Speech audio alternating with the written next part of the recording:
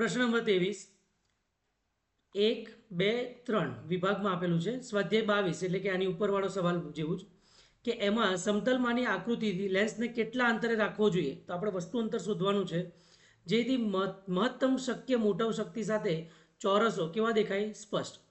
તો કેટલા અંતરે રાખવાનું? તો યુ આપણને ખબર નથી, કેન્દ્ર લંબાઈ 10 છે અને વી તમારું ડી અંતર એટલે કે -25 સેન્ટીમીટર.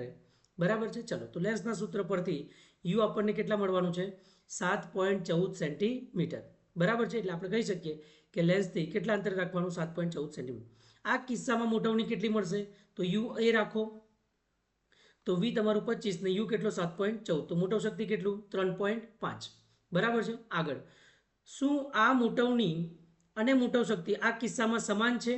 તો અહીંયા દેખાય છે આપણને આ કેટલું છે? 3.5. પછી મોટાવ શક્તિ જોઈએ તો ડી ના છેદમાં યુ. ડી કેટલા હતા? 25. યુ કેટલા?